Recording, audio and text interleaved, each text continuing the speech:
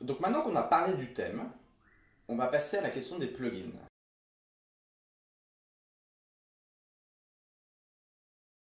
Le plugin, c'est de nouveau des petits fichiers développés par d'autres gens, ils vous les vendent, ou vous les mettent à disposition, et qui augmentent les fonctionnalités par défaut de WordPress.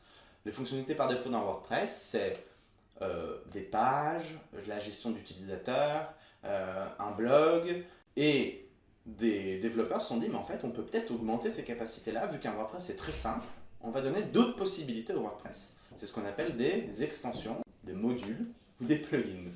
Et là, il y en a le plus connu, c'est WooCommerce. C'est un plugin qui permet de donner une version e-commerce à WordPress. C'est-à-dire que vous pouvez gérer, véritablement, il y a des très gros e-commerce qui tournent sous WooCommerce. Et par exemple, ça donne la possibilité d'avoir des produits, de faire des coupons, de gérer les commandes, les remboursements, que l'utilisateur puisse avoir un compte, qu'il puisse gérer voir ses commandes, gérer les retours et des choses comme ça. Donc c'est vraiment une brique e-commerce entière qui est rajoutée sur WordPress. Vous pouvez pousser très loin les fonctionnalités de WooCommerce. Sur le côté de la personnalisation de produits, il y a plein de plugins qui permettent de donner la possibilité à un utilisateur de personnaliser et de construire son produit. Donc là, ça vous ouvre la voie de plein de choses sur le sur-mesure. Ça vous donne aussi la possibilité dans les mécanismes de paiement.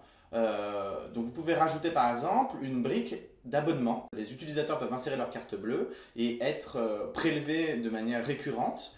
Donc ça veut dire que ça vous ouvre la possibilité de faire des business sur les box qu'on envoie tous les mois à des clients. Ça vous donne aussi toute la question des crédits. Vous pouvez donner la possibilité d'acheter des crédits qu'on utilise après comme monnaie ou comme monnaie virtuelle sur votre propre plateforme. Ça donne aussi ce genre de choses.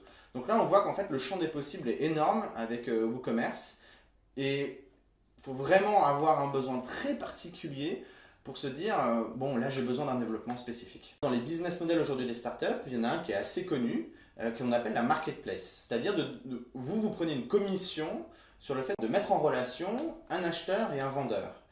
Deliveroo, ça marche comme ça. Airbnb, ça marche comme ça. Un plugin qui existe qui s'appelle WC Vendors, ça vous donne la possibilité de créer des comptes vendeurs sur votre WordPress et que les gens viennent, enfin les vendeurs viennent gérer eux-mêmes toutes les fiches de leurs produits, viennent gérer leur petite boutique et vous pouvez gérer les commissions, en fait, combien de commissions vous prenez sur tel vendeur, sur telle vente, que la personne puisse gérer ses propres modules de livraison. WC Vendor, c'est compatible avec la loi européenne sur la question des marketplaces.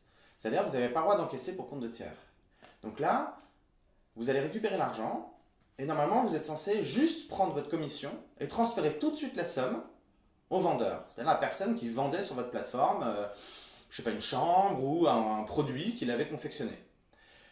Pour que ça puisse fonctionner, WC Vendor, vous devez le brancher avec un système bancaire qui est compatible avec le principe des marketplaces. Le plus connu en France, c'est MangoPay, c'est français. Je crois que ça a été racheté par une banque française. Et il y a Stripe aussi, qui est le leader international sur les paiements bancaires en ligne et surtout sur ce principe des marketplaces. Et ça, il y a de nouveau des plugins WooCommerce développés par les startups elles-mêmes, par MangoPay et par Stripe, qui sont compatibles avec WC Vendor, avec WooCommerce et enfin avec WordPress. Donc là, avec toutes ces briques-là dont on a parlé, vous pouvez aller vraiment très très loin dans votre business model et dans toute la question des paiements et de la facturation. Il y a d'autres extensions, il y a d'autres plugins qui existent et là il y en a des milliers. Comment on les trouve?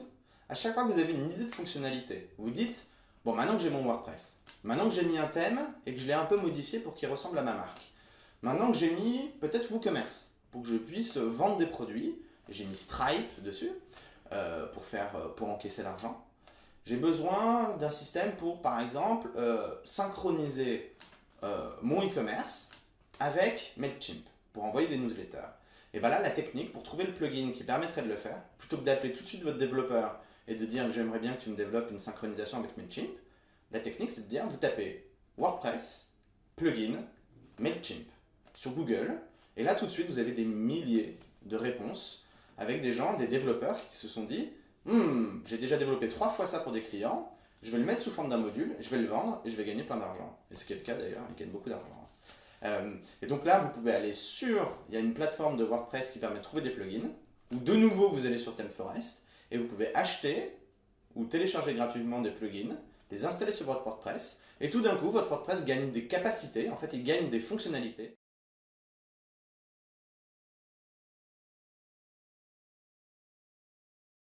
Donc il y a plein de plugins, vous allez vous rendre compte en faisant des recherches sur Google, il y a énormément de plugins qui existent.